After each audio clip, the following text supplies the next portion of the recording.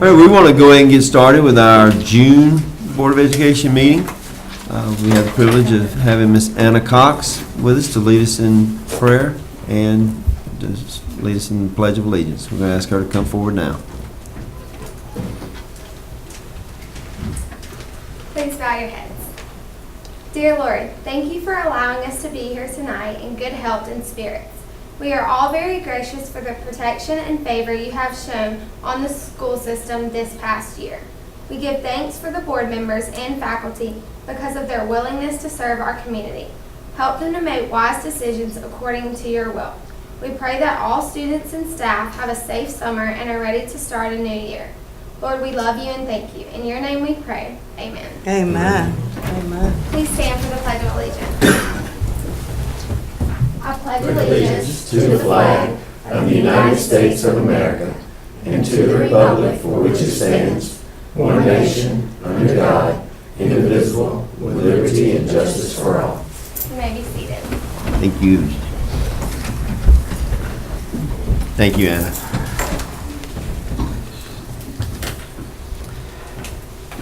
Next on our agenda are the consent items, which consist of our agenda, minutes of the May 8th, 2018 and May 22nd, 2018 meetings, an overnight field trip, FFA FCCLA Camp, Covington, Georgia, June 11th, 15th, 2018, overnight field trip, choreography camp, Irmo, South Carolina, June 15th and 16th, 2018, overnight field trip, Kendra Sullivan, competing in National HOSA Conference, Dallas, Texas, June 26th through July 1st, 2018.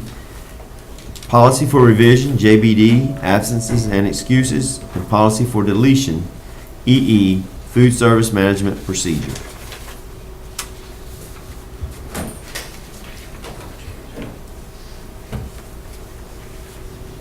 Motion to approve this consent item. Have a motion to approve the consent items. Have a second by Mr. Madison. Motion was by Mr. Cox. All in favor? Opposed? All right. 5-4, unanimous. We have no public participation, and so the first, next item on the agenda is the Larry Campbell Stadium scoreboard.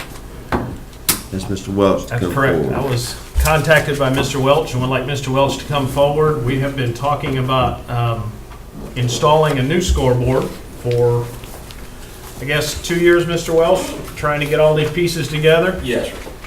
If you would, please enlighten us and educate us. They all have a copy. All Okay, board everybody's members got a have copy of what we're Yes, looking at. I took Okay. care of that. Yes, All sir. right. Well, the biggest thing is what we're dealing with is an antiquated piece of technology out there with the scoreboard. It's taking a certain degree of maintenance Definitely. year over year, and there's an unknown of whether it's going to work or not from one game to the next. So the Booster Club has been in discussions with Coca-Cola. Coca-Cola, for those of y'all that don't know, Coca-Cola plays a big role in this as far as their sponsorship of it. And they've agreed to go in up to a dollar amount with us and match us dollar for dollar. Y'all have that number, I believe, in front of you. And our request is from the Booster Club is that we split the remaining part of it between us and the system, and then the Booster Club will pick up all of the installation charges as well as the maintenance of the board. So that's kind of roughly the long and short of it. So if I may, to educate the board, they have just the final sheet. That's Yeah. right. Coca-Cola agreed to pay half off the top, correct? Coca-Cola's agreed to match the first $7,500. Okay, So they matched up to $7,500 as their max.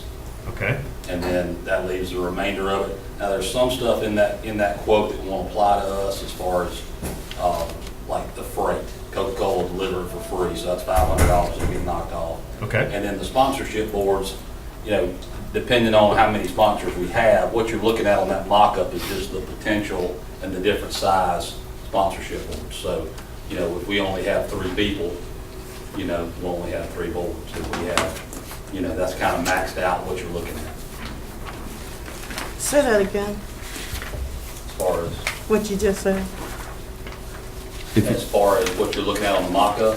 Mm-hmm. Okay, you're looking at, those are the different types of sponsorship boards you can do with a scoreboard. Mm-hmm. And if we don't fill it up, we've got to come up and see how many sponsors we have, as far as whether we need 3 of them, 4 of them, 7 of them, 22 of them. That was what I was just asking you. So, because I was just asking my sweet mate here, we usually have more sponsors than this, so would it make this board larger then? As far as How many sponsors you we've only got have? 3 now, so I mean what you're looking at right there is got 10, Yeah, so that's going to be. so are y'all working to get 10? ma'am. Okay. I mean, we're not working toward any number. We're working toward Just getting just sponsors. getting what sponsors are willing, as far as who's able to participate. We've got a program in place that we're, naturally we're going to approach the first 3, the existing 3, and then we've got kind of a group of people that expressed interest, and we're talking to them. What is the amount of the sponsorship? No idea. We haven't talked about it as far as that, because we've got to get an idea of what it's going to cost to maintain it, number 1, what the maintenance plan is that goes with it, that sort of thing. Okay, so you don't know those Don't have a number yet, no ma'am. for maintenance?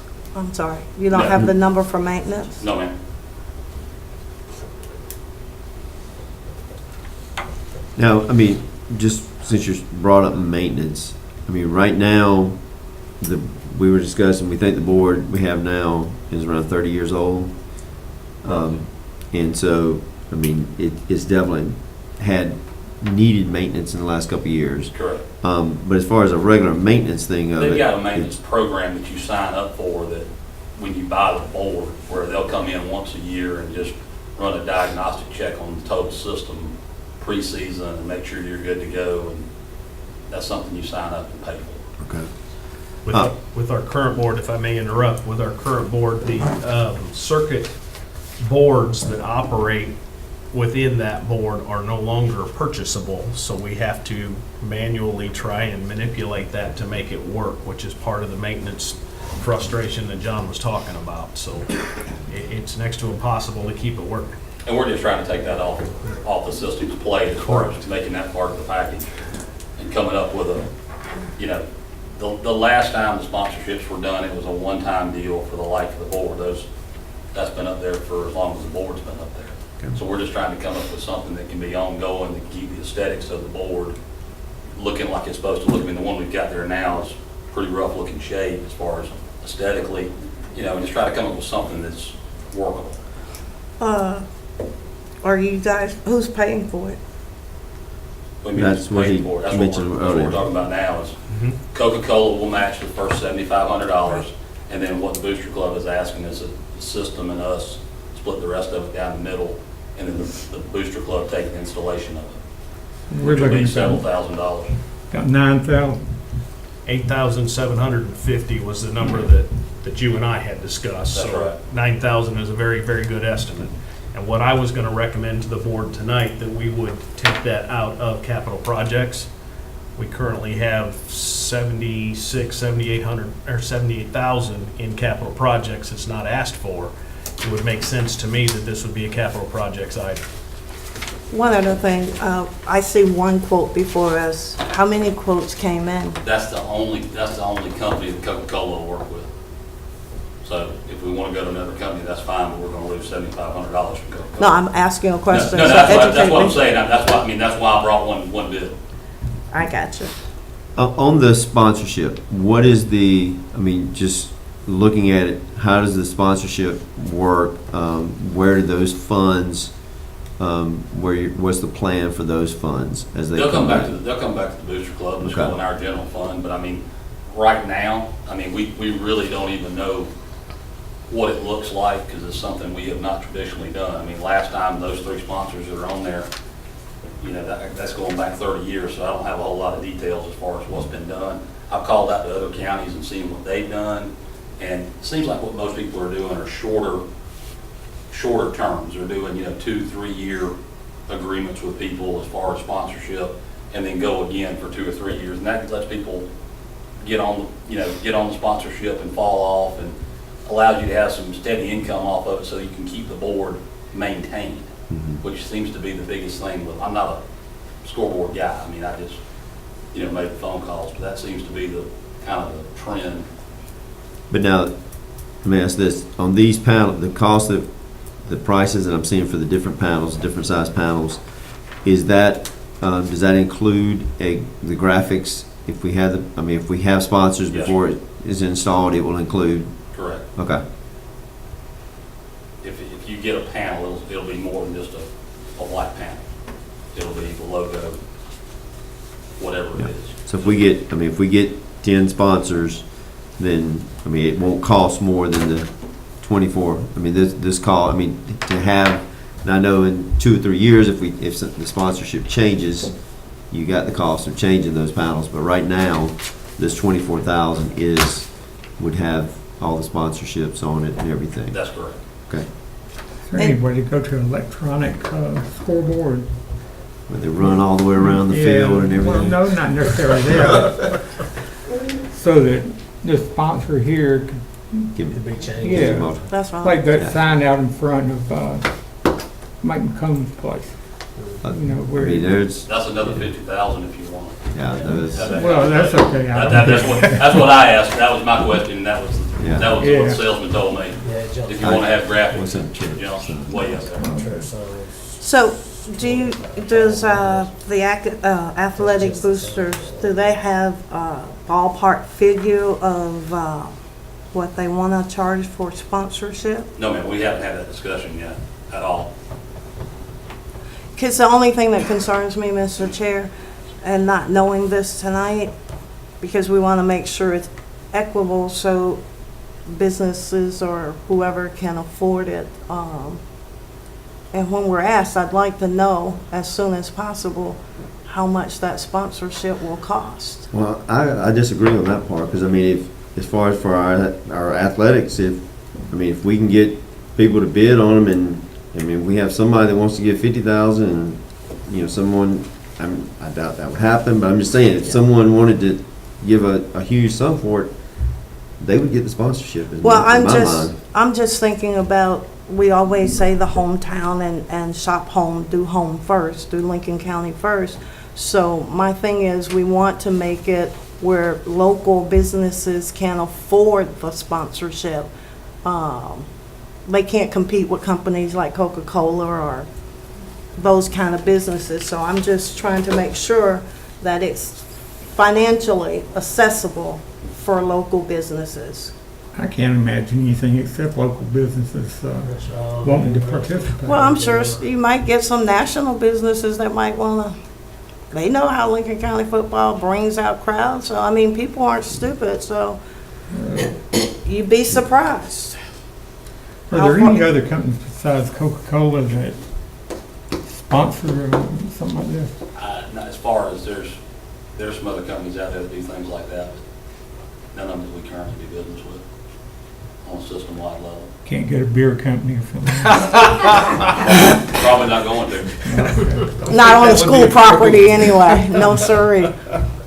When will you all know about how much the sponsorship will cost? Ms. Fruitman, our plan is, our biggest push right now is we're working on a timetable. If we want this board in by the first game, we need to let these folks know so they can go ahead and get it done. And then our thought after that is the sponsorships, we can sit down and, kind of see what the level of interest is locally. We're not contacting anybody outside the county as far as big companies to sponsor the board. That's not what we're doing. My only concern is you're asking elected people who get elected by the people, and public school is public, so they have a right to know, and that's why. We're going to publish it. We're going to publish what, But I'm sure we're going to have trouble with the 10 people. What you're seeing is an ideal situation as far as balancing the sign. Last time we had 3. So I think it's going to be a struggle to get for what you're looking at to completely fill that out as far as sponsors are concerned. It'd shock me if we do. Other than divvying up our 9,000, that sponsorship fee doesn't mean anything. We won't even vote on that. no, it would not just my be nice to know, since we're putting Yeah. taxpayers' money to help pay for it. Well, to give you an idea, you can tell us what the levels of sponsorship were last year? Currently for our banner program, the levels are $1,000 for the platinum level, $750 for the gold level, $500 for the silver level, and $250 for the entry level. And that was for the banners that went around the football fields and the baseball field and the soccer fields, the different folks that got to choose their field where they wanted their banner displayed. So those were kind of our current levels And so, with that program. So, I mean, I would assume that it's going to run above that would be my thoughts. A lot above or slightly? I mean, we have. And that's a where board the just like size y'all will do. come We in. vote on it, and. Yeah, it would have just been nice if the presentation had been inclusive of everything. So we would know when we, because it's gonna be in the paper, so people are gonna want to It'll be in the know. Booster Club meeting, if you wanna come to the Booster Club, want the Absolutely. sponsorship be there? I mean, that's it's who's gonna sell them. When's your, I don't know when the Booster Club meets, We don't have one scheduled till August. till August? I think it's a good thing. I think that taking it out of capital projects is a good idea, and I'll make a motion that we pay the 87, whatever it is, to do the sign, to do the scoreboard. we have a second by Mr. Fogarty. Any other discussion? All in favor? Opposed? Have four, opposed by Ms. Freeman. Thank you for Thank your you, work Mr. on Welch. this, Mr. Welch and the Booster Club. Thank you very much.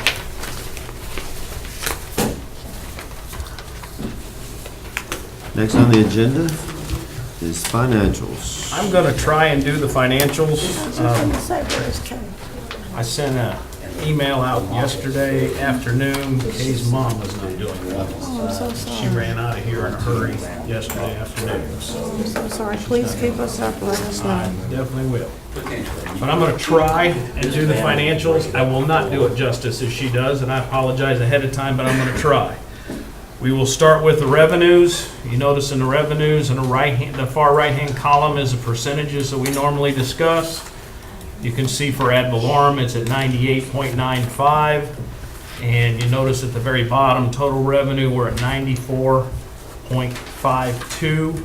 We may get one or two more pieces, but it would be unlikely. This is until May, so we do have some more in there. So we could easily get to 96, 98%, so we could be real close. Well, we definitely should get the QBE part. Yes, That should that one's finish at guaranteed, 100. yes. Yeah. Yeah, I was looking at the very bottom, what says total revenue. Next page is the expenditures. As you look at the expenditures, you can see that we're, as a district up to the end of May, 85.21, which is really good. We're not pushing 100% or plus. And nothing really seems out of whack in those percentages there. So we seem in good shape with that one. Moving down to our general fund balance sheet, you can see our cash and investments, $3,476,976.79. Going all the way down to our total liabilities, $4,394,307.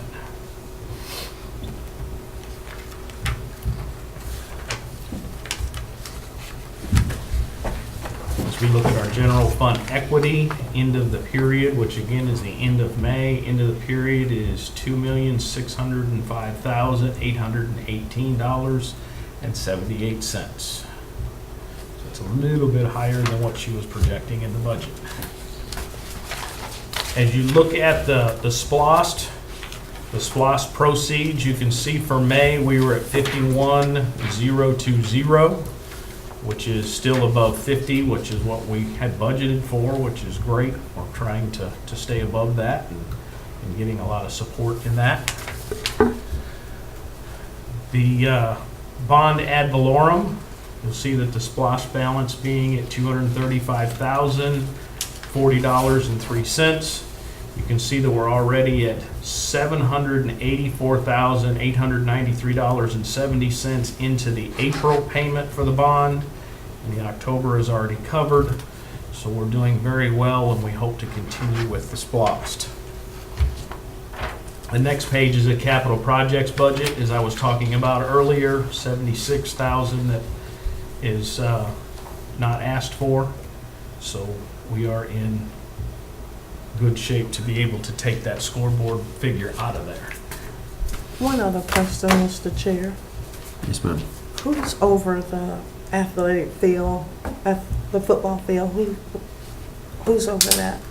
Athletic director. So, okay, not the high school principal? Well, I mean, what are you referring to? I mean, you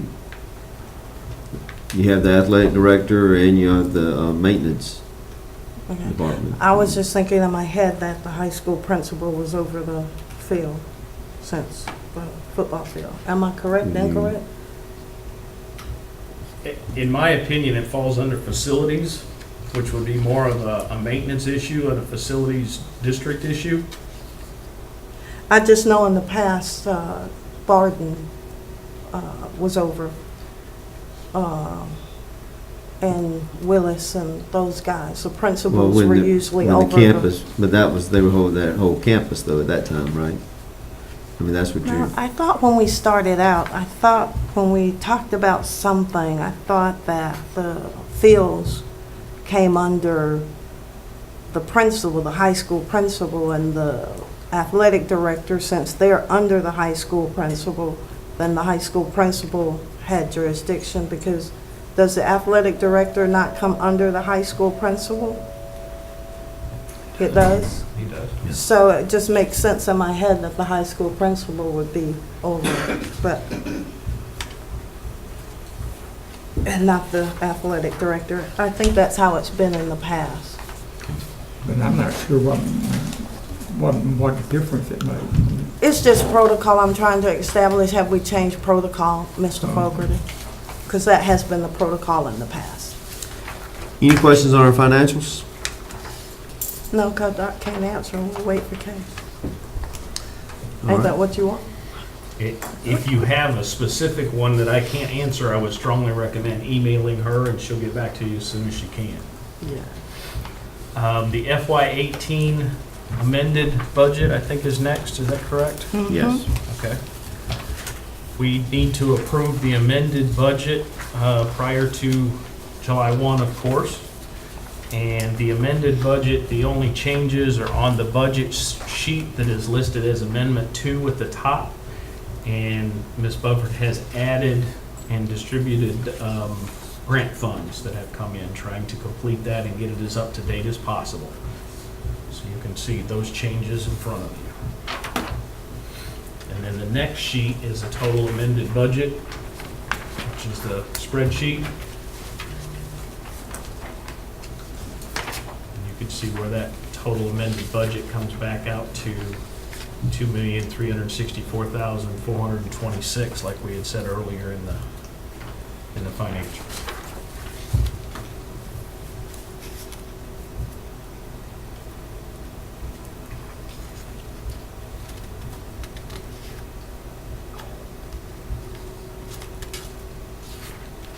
And we do have to vote to approve Yes, sir. this budget. I have a motion by Mr. Fogarty to approve the amended budget as presented.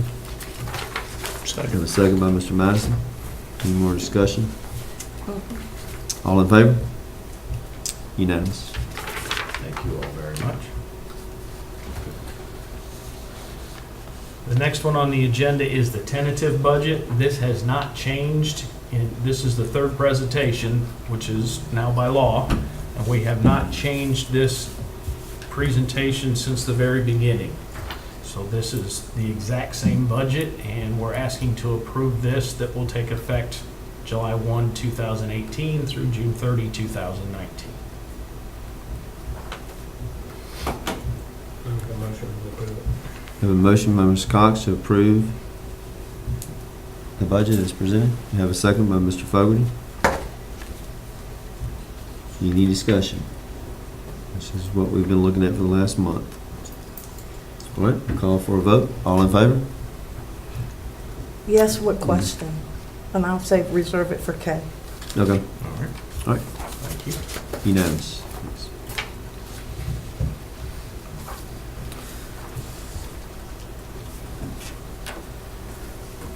Okay, next thing on the agenda is absence of Board of Education members.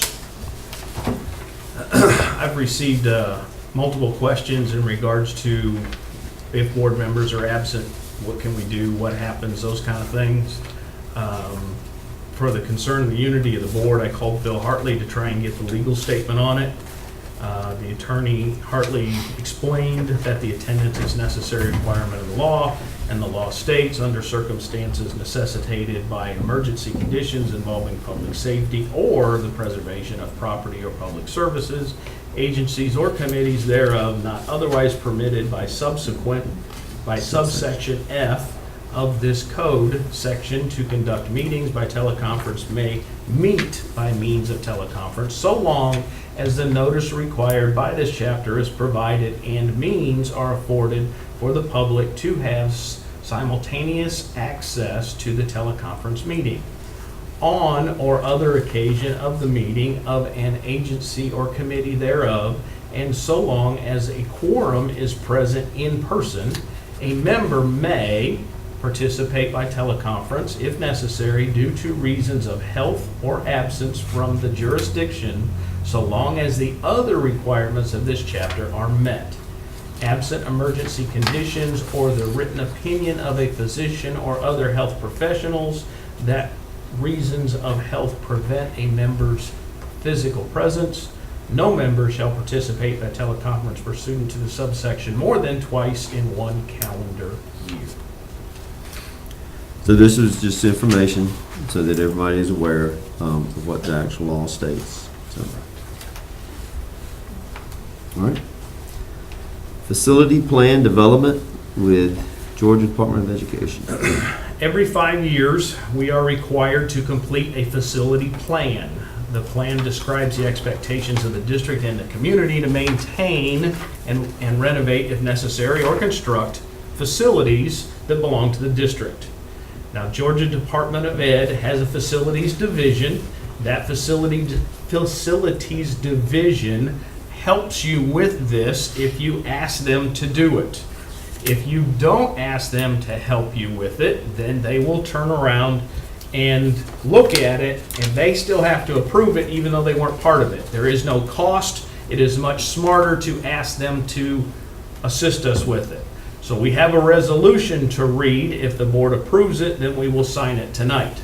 The resolution states, whereas the Lincoln County Board of Education current local facilities plan will expire June 30, 2019.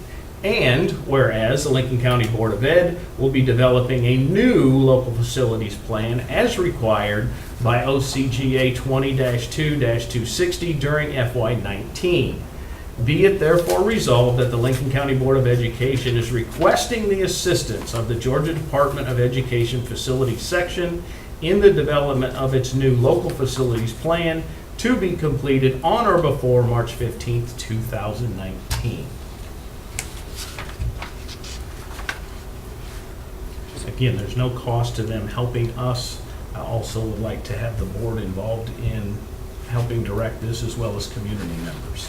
So we would put this together as a package. And this is, we did use the DOE 5 years ago when we Yes, sir. did this, correct? Yes, sir. Sure did.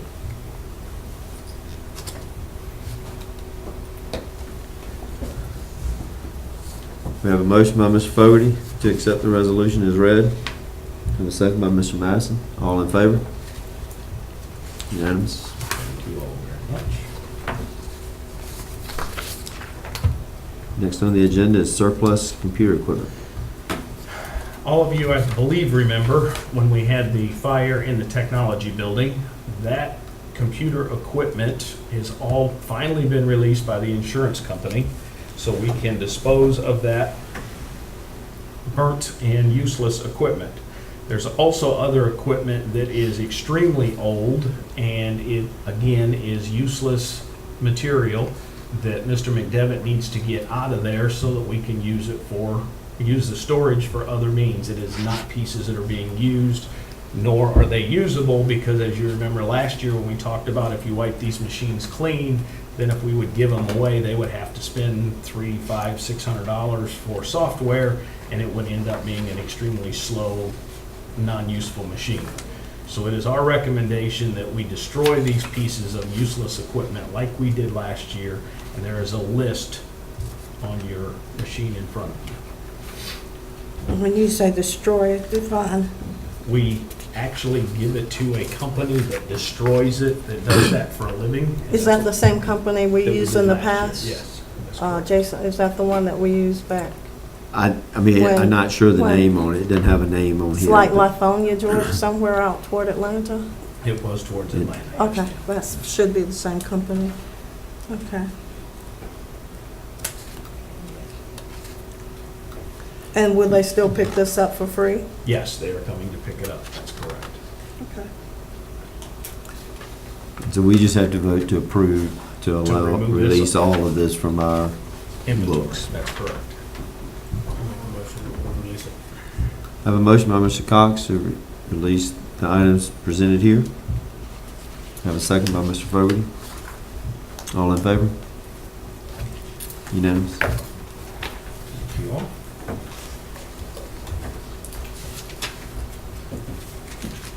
Okay, moving down to student handbook changes. We don't have too many this year, thankfully. One of the changes is to update the right to know letter, which is a new federal requirement. That is written more specifically on the middle school changes. Another requirement this year is the federal requirement and Georgia requirement for the medical marijuana or medicinal marijuana. We do not have any in our district currently that we're aware of, but it still has to be in our student handbook. It very clearly states that if a student would have that prescribed, it cannot be sent to campus. The parent would have to transport, the parent would have to administer if it had to be at school, but it is strongly recommended that it is administered at the house and never comes on campus. And that, of course, goes along with federal law as well. And then there was one additional change for the middle school. Within the handbook, it states no bottled drinks are to be brought to school, but we actually sell bottled drinks in the cafeteria of water, etc. So Mrs. Arthur wanted to remove that out of the handbook because it was conflicting. There should not be glass bottles, right? Well, some of the students took it as plastic. They're plastic bottles Yeah. that we have. They're not glass. And I'm sure that's what they were targeting, that it was Yeah. conflicting, so she just asked to remove it. So now if the kid brings a glass bottle, what's on that? We would probably offer them a cup and ask them to pour it into a cup because that would be a little unsafe.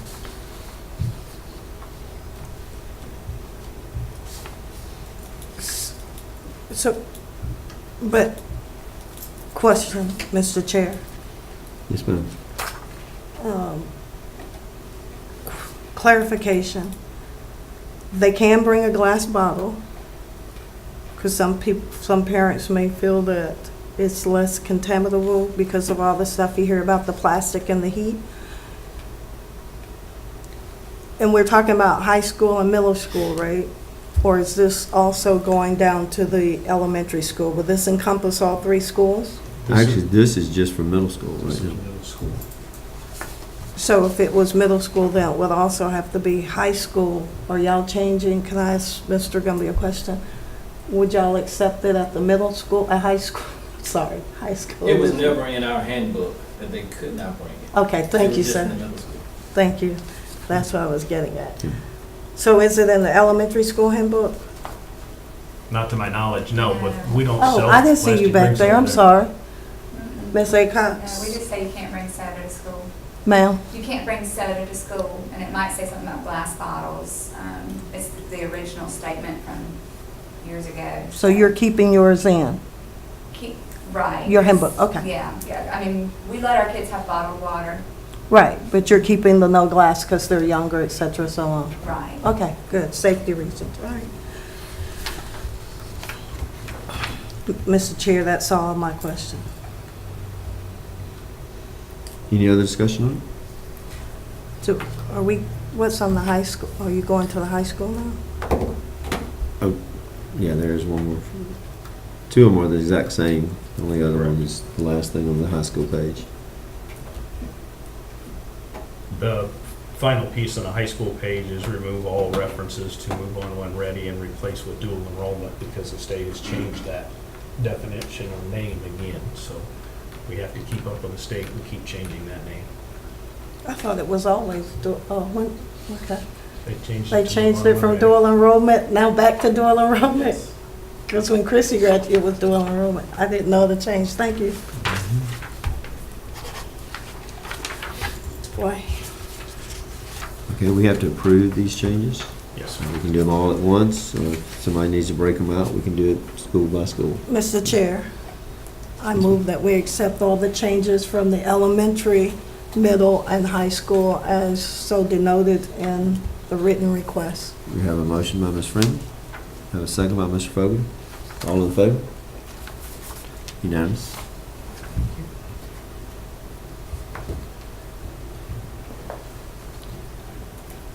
next one down are graduation waivers. Understand, board members, that you can see the names, et cetera, but the audience cannot. These have been, as you can see, this autograph by Dr. Gumby is on there. Mm-hmm. Have been approved by Dr. Gumby to meeting all of the requirements.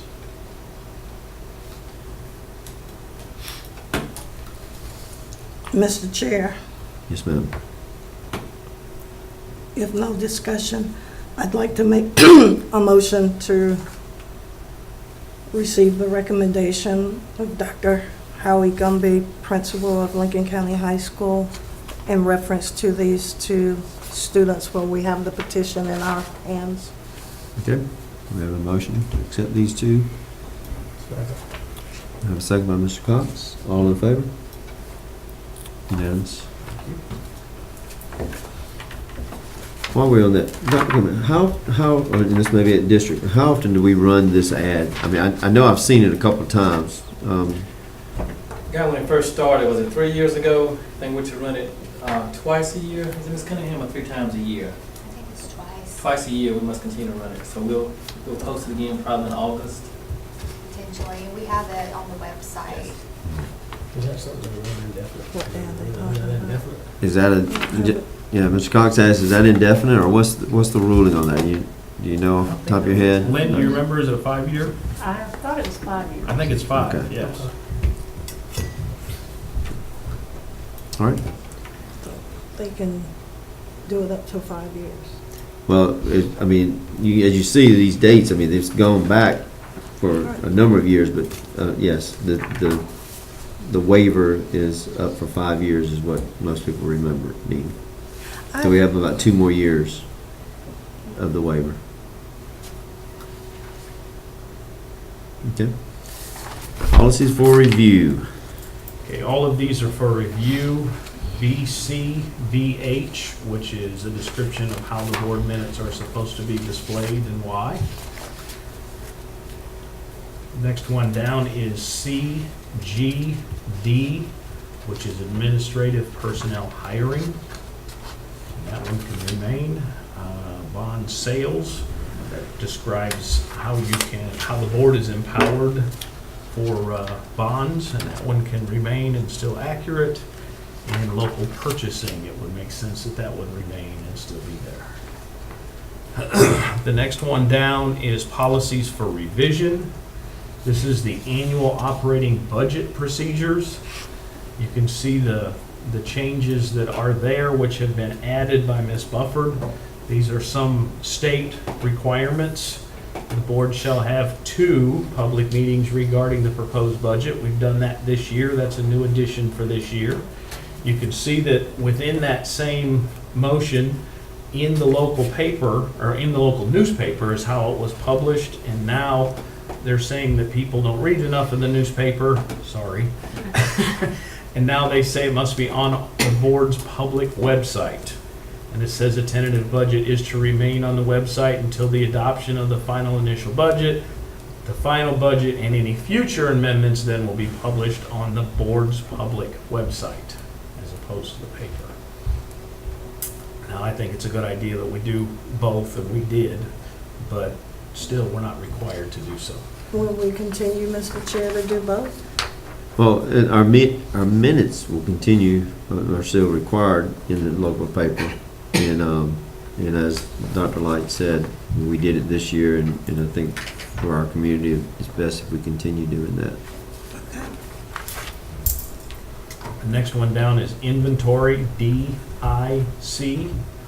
And the change here is a copy will be kept on file in the principal's office, and the original must be sent to the superintendent's office.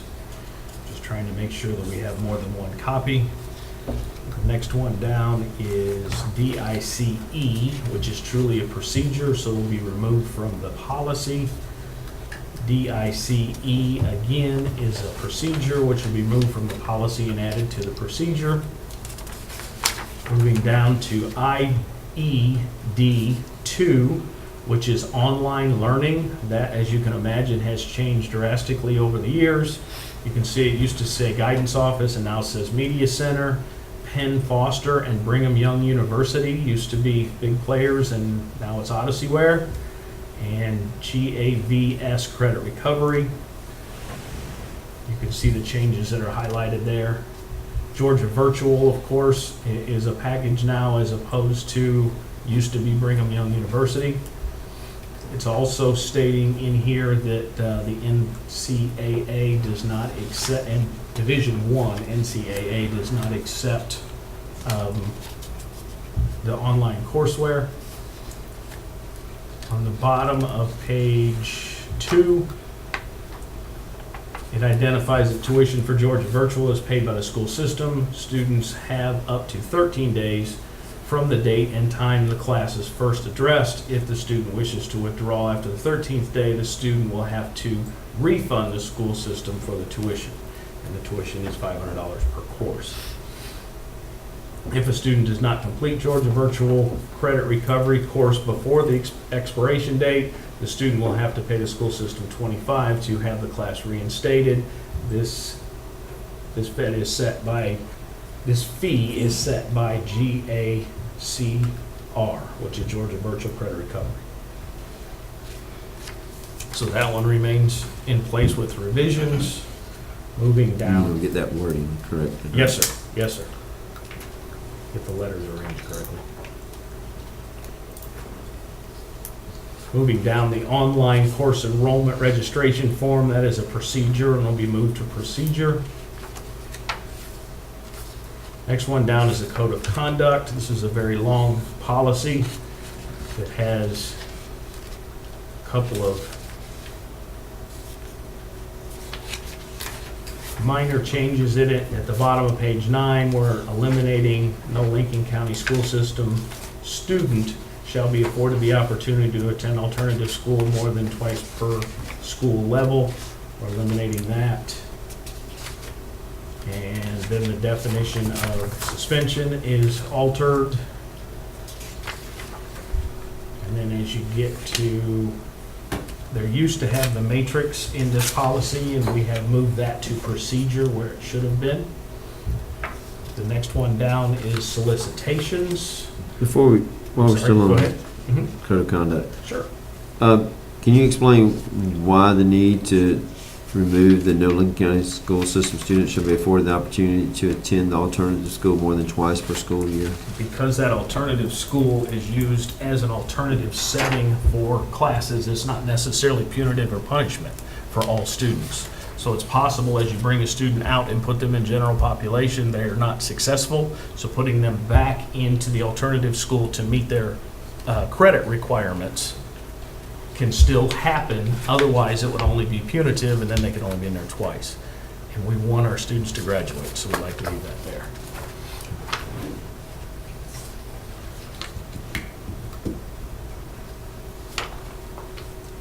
Moving down to JK, solicitations, we had to change Southern Association of Colleges and Schools, which is SACS, to Advanced Ed. That has changed. Moving down to student fees and charges required, equipment and materials. We have changed where it says students with cafeteria charges over $20. We've changed that to students with debt over $20. So it's not just cafeteria, it's all debt. Over $20 will not be allowed to participate in extracurricular activities. And that is all the policies for revision. You know, before we go to approving that code of conduct, I'd like to see if we can have a general look at our discipline. And, Okay. see if we're really where we want to be with it. Okay. How would you like to accomplish that? I have no idea. I didn't know if you had something in mind, is why I'm asking. No, Okay. I just, I'm not satisfied with PBIS, and I don't know. You know, when I came on board 4 years ago, I had thoughts that, oh, that would be one thing I'd want to change before I left. But 4 years later, nothing. So, Well, and one of the requirements from the state was that we had to use PBIS. Am I correct there? ah, We needed to have an intervention. Right, we had to throw it But in. that was because of our disproportionality, Correct. so, yeah. So it was state Am I mandated correct that on we had Dr. a, Gunby? Originally. because of what? Our disproportionality within, I believe it was the SPED population, and you have more of a history, I believe, with that. That was, when I I think was that's still when in we the brought Marie classroom. Eccles on board. And she was our school psychologist, and then she ended up transitioning over to PBIS with it, or split the position rather. So if there was something better out there, the principals, teachers, whoever could look at those programs, or is that part of what you do to help facilitate that? I picked it up this year, so I'm still very new in my understanding of it from the district role. But one thing that I can say is that it is being pushed heavily. PBIS. PBIS. by I hadn't heard the governor's anybody that really office. understood or liked it. You know, I think maybe our rollout could have been better with it when we initially started it. And I believe it was in 09, 10, somewhere along those lines. But the state is allocating a lot of money in the future for it, so I don't see it as something that's going away. I see it as something that they're embracing, and we're going to have to continue with it. It's also, we can talk about it later. Well, no, I want to know, because I haven't talked to a teacher yet that likes it and thinks it works. Well, you know, I mean, I think that's just on a personal Well- basis. But if we were ever to be in another situation, do y'all remember a few years back when the DOJ came down to visit? Well- PBIS saved us basically with that. You've got to have some type of intervention in place to show that you are doing things to try to help these children who may be socially, emotionally qualifying for SPED, and so that it shows that we're not just advancing them through the tiers, that we are trying to do interventions, and PBIS is that intervention. Well, the one thing grabbed me was that 4-to-1 ratio. well, and again, I sent the email today, that 4-to-1 ratio is a recommendation. It is not a requirement. But if we have it in a guidance, Right. as a teacher, I would assume I was mandated to. Well, as the principals and I have discussed, it's more of a recommendation. It is not a requirement. And if you only do 2, or even if you do 1, depending on the situation, you probably are going to do 3 or 4 or 5 at another time. So that's how it was described to me. Do either one of you want to jump in on that? Well, again, yes, I agree. I mean, it's stated 4-to-1, but again, if you're talking to a student, you give 2 good remarks versus 1 bad behavior. You see them again the next day, you'll say something positive. Because again, you want that child to behave. So you'll continue to give those positive remarks so that they can behave in school. I wouldn't say though it's where you have to constantly praise the child. I think it's just like with parenting, you know, and I think in terms of my daughter, we try to praise her good behaviors right now. And when she messes up, then, you know, we I'm just reconcile that. thinking back, I had some students I'd have been hard pressed to find. The students have no fear. They have no reason to behave now. Well, I And think that's high what school PBIS standing. helps at our school, is it really does give them a reason to behave, because they can earn points for behaving, they have field trips for behaving. So, I mean, and definitely PBIS is very different on an elementary level than a middle or a high school level, and so we've had those conversations as well. Like, what works for my school doesn't work for all ages, but it's all about just finding that positive that works on your level, and so it's gonna look different. And then it doesn't mean that there's no consequences. There's always consequences for your negative behaviors. So I think that was part of the misconception with the rollout was it's PBIS, it's not consequence, but we do teach our kids, we love you, we want you to do what's best, but when you cross a line, there is a consequence, and then there's always a start over. You should always get to start your day over the next day after you've served your consequences or whatnot, so. Well, maybe we ought to be educated on PBI. So it's not serving as the discipline, basically. No, It's it's still only discipline, serving the there's still positive. consequences, but it's, It's just rewarding the good behavior. It makes some want to behave more, and then there's always consequences. So like the code of conduct really doesn't play into my PBIS.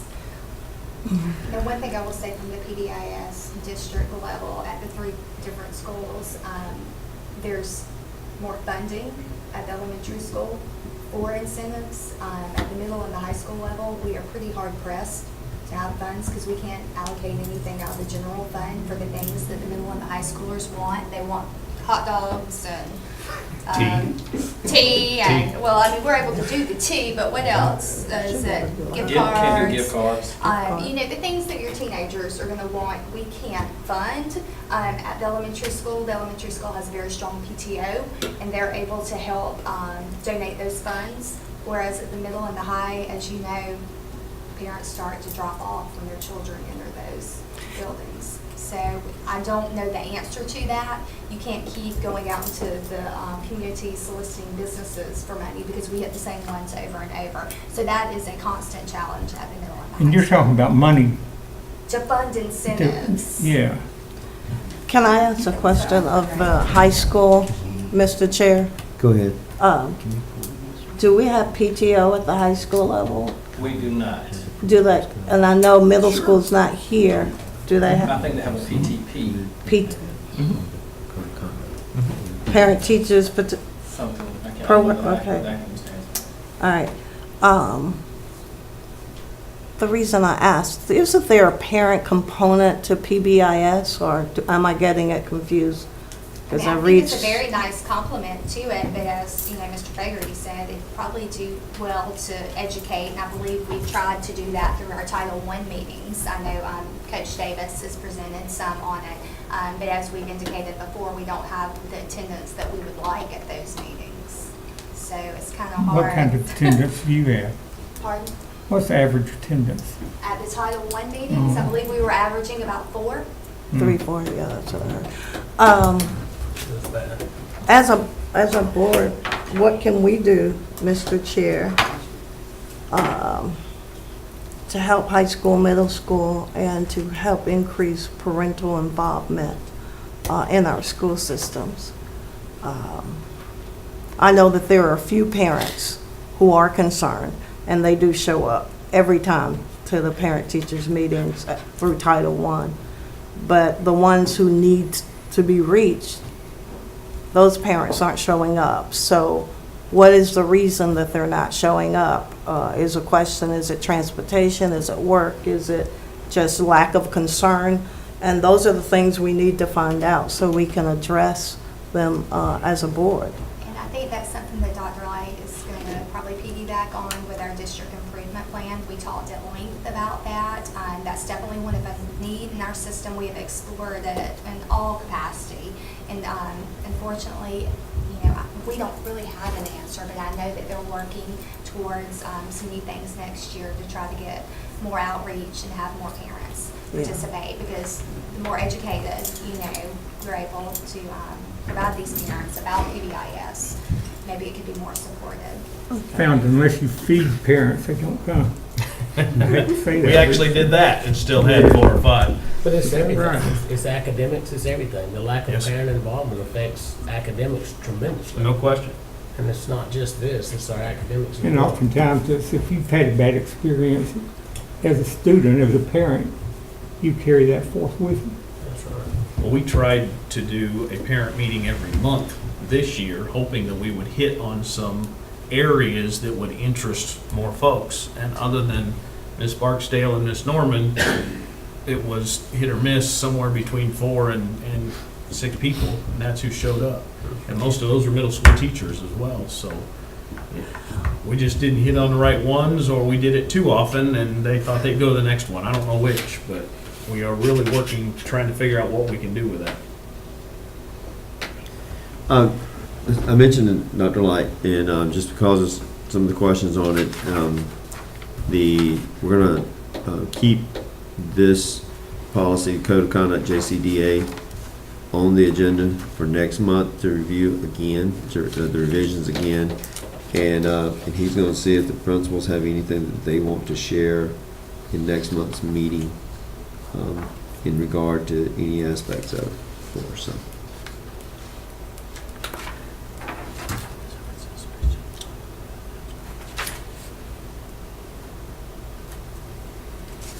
So, other than that policy, Lynn, you can slide that one out. The rest of those, the board will lay on the table for 30 days.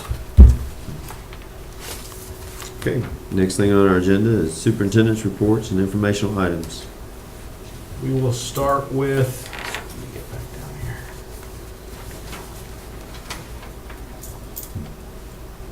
We will start with our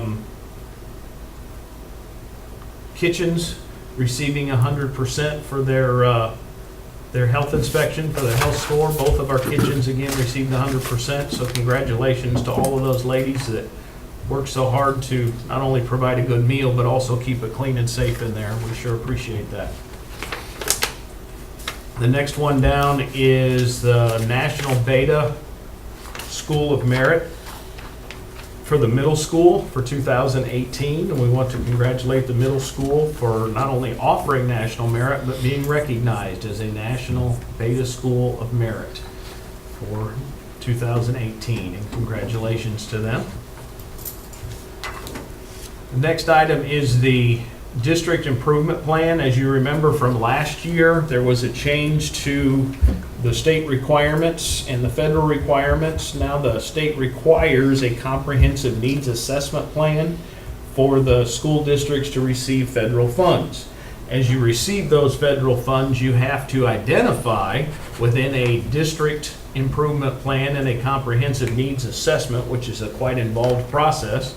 You have to identify the goals of the district. You have to involve community partners, teachers, administrators, parents, etc.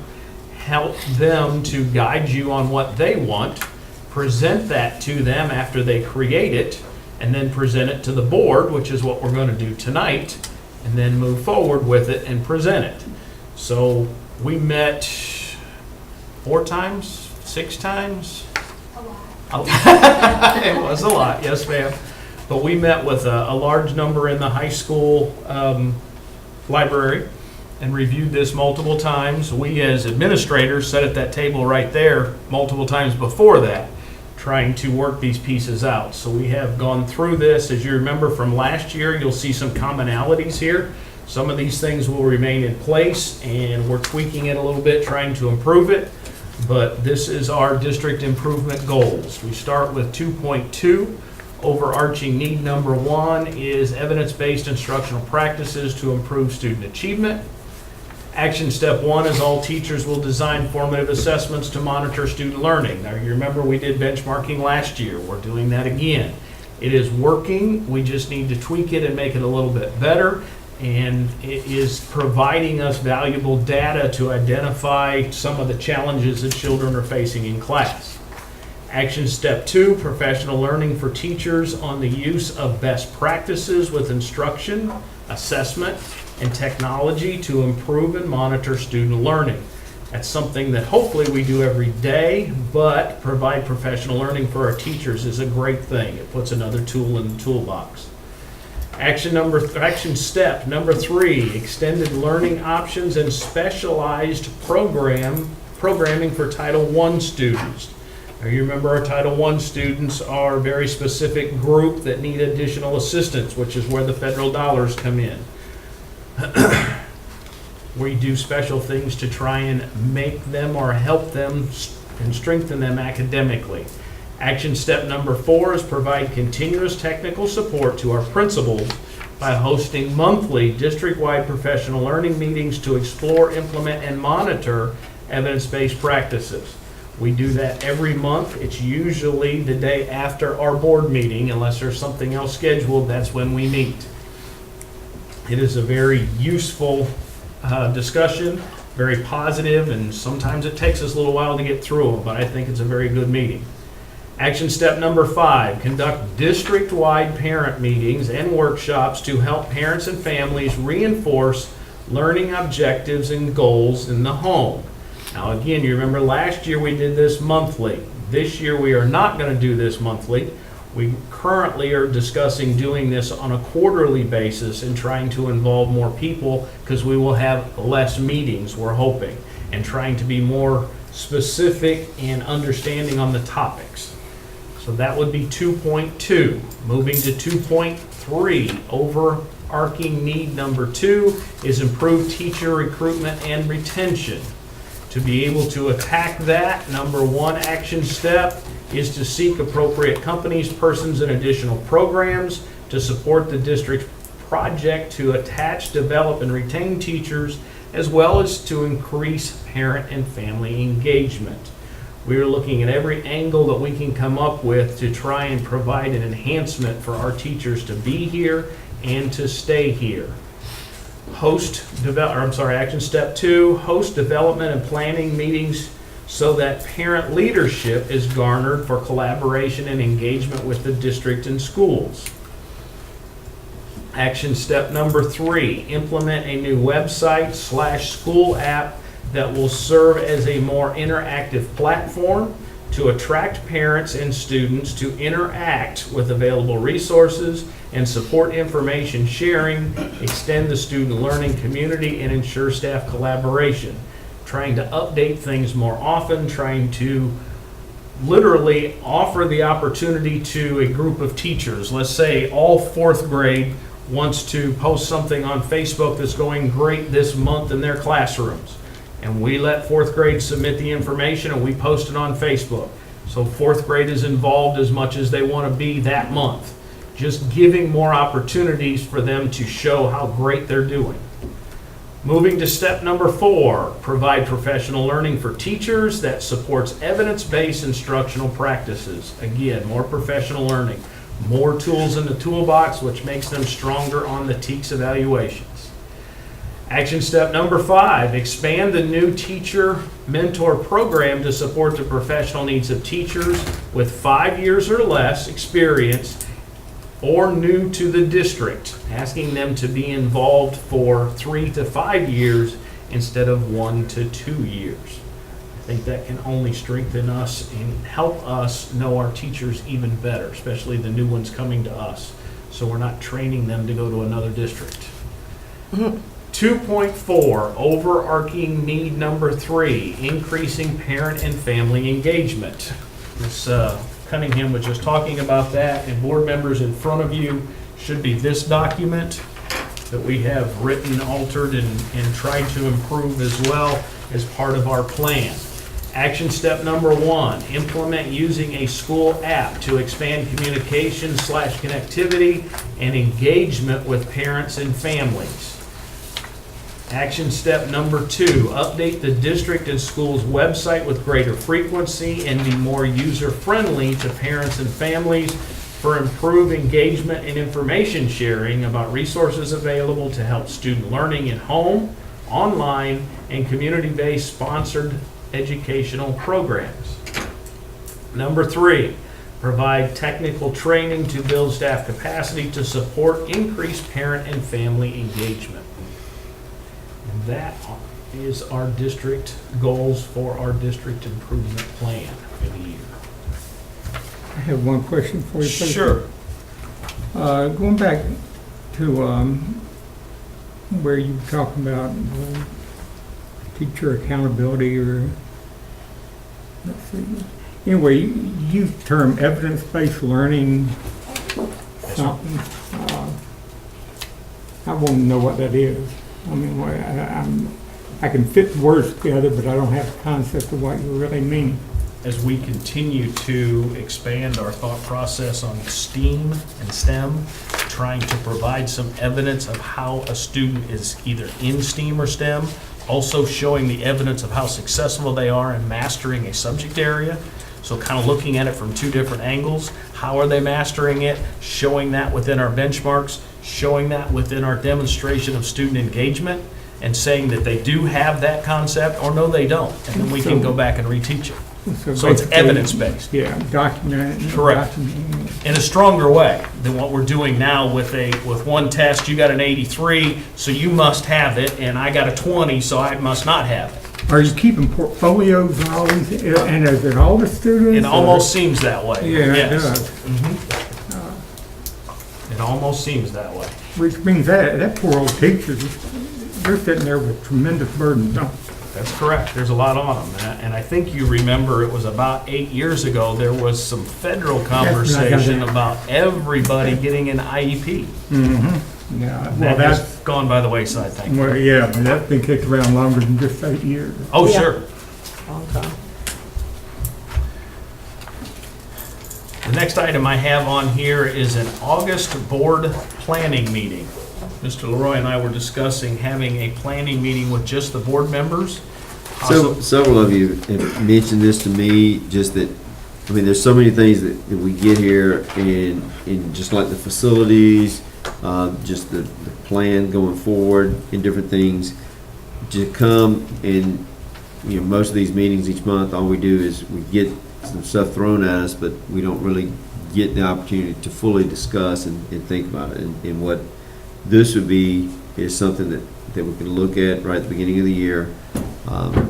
Just sit down for a couple hours, and, you know, we wouldn't take any votes that day or anything, but just to have, it still would be an open meeting, but it would be a time that we could, you know, we would have an agenda, have different things, and if there's some different things, hey, if discipline was something we wanted to talk about in it, we could talk about that. If facilities, you know, retention, you know, whatever we want to talk about, that's what, I mean, you know, we want to get that on the agenda ahead of time, because, like I said, we still have to publish the agenda, because it is a meeting that we'll have, and anyone can come to, but it'll be one that be a little bit less formal, I guess you'd say. And we would like to do something maybe in August that would give us the next month to think about things that you want to add to the agenda, and we could leave, you know, bring that up in July and talk about the things we want on the agenda. So the next thing would be just a time in August that would be suitable for all of us. I might add, that since two of us aren't going to be here next year, that we invite our replacement. That, I totally agree with you on that. We that's a want very to, good we want to suggestion. definitely see if we can have the new board members in attendance for that And meeting. according to GSBA, that is a very positive, open, and legal recommendation. Yeah. Do you want to try to send them to training in June or in? They go in They December. go in This- December. December. December's when they do it. That's when they have to do it. Usually the first First week weekend. in December. GSSA convention, I think it is. Well, All right, but anytime's good for me. so we have a couple things we can talk about. I mean, we can do it off-site if you prefer that, or we can just do it here. We can do it in an afternoon. We can do it off-site and try to do it like over lunch. I looked at Hickory Knob, which is kind of a quiet, out-of-the-way place. They provide what they call a meeting room or retreat room, talking $120 to $160 to rent the room. So just depending on what room you would need. But You can that go would be. to Ralph's Bar. That man I can't have get never enough been to beer. Hickory Knob, so I don't know if that's there. But this is a meeting room. Or like you said, we can just do it like after lunch and just do it here. You know, we can do it early in the morning. I don't see paying $150 to have a meeting room. Yeah, Okay. really. Doesn't matter to me, anytime. Would you prefer doing it the afternoon before our board meeting? That way you're not committing 2 different days, having to adjust your schedule, or would you rather not do it on that same day so we're not here all day? Personally, I'd like to, it would be great to do it off-site, because it kind of frees you up. But if you've never done it, you don't understand what I'm saying. But it's, to me, it's psychologically and enhancing to do it off-site. It removes a lot of barriers, and we're freer, it seems like, and people come up, the communication is better. Here, it seems so official, but if we could do it there instead of here doing the retreat, that would be even better. And I agree with Ms. Freeman on that. I mean, yes, it's $150, 160, but I think it's worth it. Yeah. Like I said, just to get away, you don't have as many distractions for those that are in, that are here, and it can be just a free. I mean, I don't suggest going to Myrtle Beach or Hilton Head or something for that, but to just go across the river to not Hilton Head, Hickory Knob, I think would be, like I said, a good idea just to do something of that nature. So the next question is the date. I mean, we still talking about location and everything, but I mean, I guess the date would be more. Would you prefer doing it, like I said, on a day where we're already committed to a board meeting, or would you rather do it separate, so we're not committing to all that day? For me, for my schedule, it would help if it was in the same week. So like if we didn't want to do it on the same day, if we did it like that Monday or that Wednesday after a meeting. I'm open, Yeah, let it me doesn't check my matter to me. schedule. Pretty good. Monday sounds good, the same day. I'd rather not if it's agreeable We can to make it long, everybody else. understand. Yeah, it sounds well for me, Well, let's But look at that Monday's fine. the Monday before the thing, which would be August 13th. and then you can just see if See if it's available. and then we can finalize everything in the July. But the big thing for July is to kind of get ideas of things that you would like to discuss, things that just been on your mind, that's never come up for a vote or whatever here, and that we can discuss and talk about things. I mean, we won't be taking votes there, or, making a final decision on anything, but we come up with ideas of different things. And yes, we will definitely want to reach out to the 2 new board members and see if they can be in attendance, invite them to be in attendance. But it is an open meeting, so anyone can come. The room would be open for anyone. We would have them a seat at the table. Okay? All right, this time we need a motion to go into executive session. A motion by Mr. Fogel, second by Mr. Cox.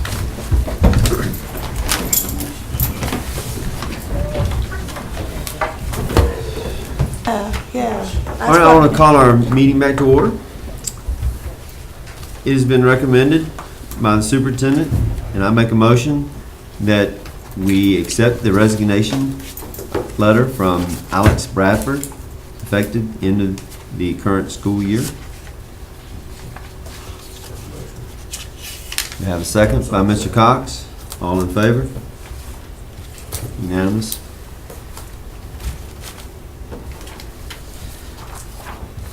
It's been recommended, and I make a motion that we accept the resignation of Ms. Benton Cunningham, effective immediately. There's no date on that. That's what It's the end of the school year, right? end of this school year, I make the June motion. 30th. We have a second by Ms. Freeman. All in favor? With regret.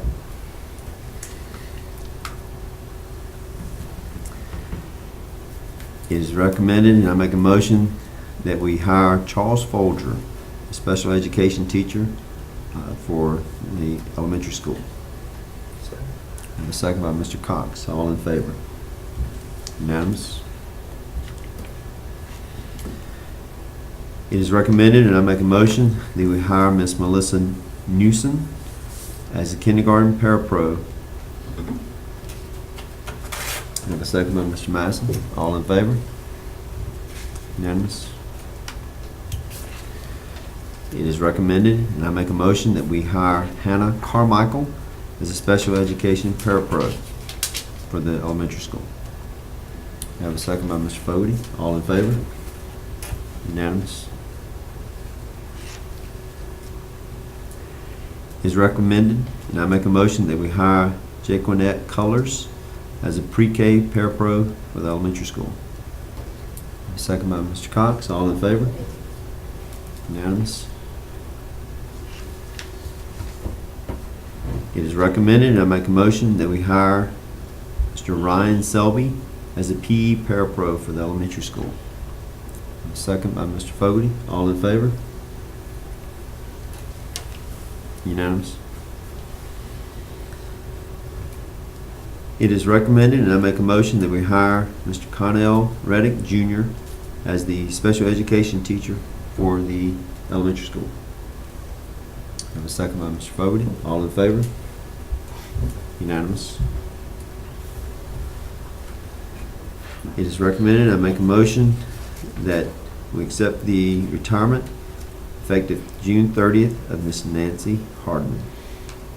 I have a second by Mr. Fogarty. All in favor? Unanimous.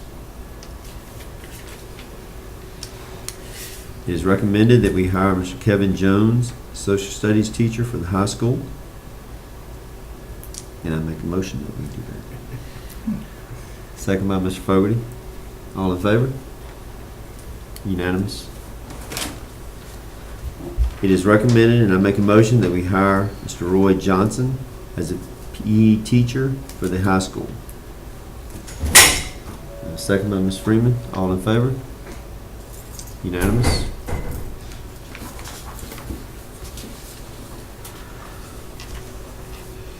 It is recommended, and I make a motion that we hire Mr. Michael Williams as the Director of Teacher in Learning position for the district. I have a second by Mr. Fogarty. All in favor? Unanimous. It is recommended, and I make a motion that we hire Ms. Reba Bishop as substitute for clerical staff. I have a second by Mr. Cox. All in favor? Unanimous.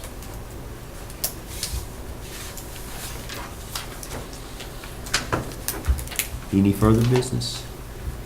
Reminder, next month's meeting is the 17th. Thank you. We had that discussion a little earlier, but you're right.